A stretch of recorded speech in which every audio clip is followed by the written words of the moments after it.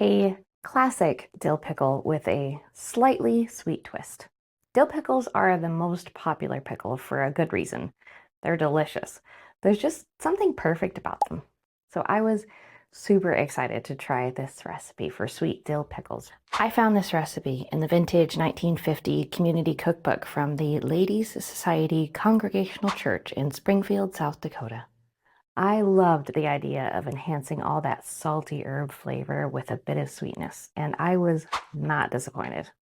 As with most fridge pickle recipes, it's super easy and simple, but I do recommend watching the other video I posted about how to make the perfect crispy pickle. I share all the tips and tricks I have learned about how to get the absolute best results in every batch. So I will put a link in the description below if you're interested. A couple things before we get started. The cucumbers I have used have been soaked in ice water overnight. It is a step I highly recommend to get the perfect crispy pickle, but it is not mentioned in the recipe. Also, be sure to cut off the ends of the pickles. I go more into why in my pickle tips video if you want to know why, but this also isn't mentioned in the recipe, and it's super important.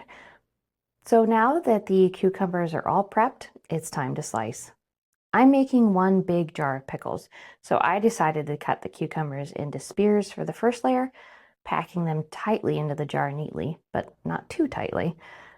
Once the layer is full, tuck sprigs of fresh dill, then add 1 garlic clove and a bay leaf. The original recipe did not call for bay leaves, but watch my pickle tips video if you're curious why it's so important. I also added whole peppercorns to mine. You don't have to, but it's delicious and shows how you can easily adapt this recipe to your taste and experiment with different flavors. Now, since my jar is super big, I am going to add another layer of sandwich sliced pickles.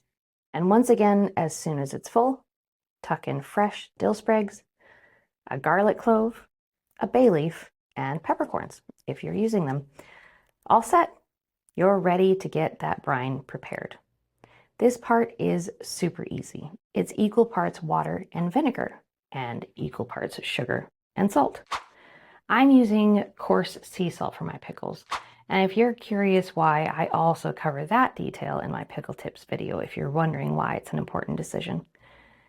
Add that to a large pot and bring it to a boil. Be sure to use a pot that is safe for boiling acidic liquids. I have another video I posted about what tools to use for making pickles if you want to know why that's so important. So I'll put a link to that one below as well if you're interested. For my purposes, I'm doing a half recipe, and because the recipe is so simple, it's very easy to make the exact amount that you need. Boil it for about a minute, making sure all the salt and sugar is dissolved. Then pour the hot brine right over your jar of cucumbers. Pour all the way to the top, then seal it up. You are all done. Let the pickles cool to room temperature before you put the jar in the fridge for long-term storage. Your pickles can be ready to enjoy in as little as a few hours, but I recommend letting them sit overnight. They just get better as they marinate. My favorite way of appreciating them to the fullest was to whip up some fried pickles.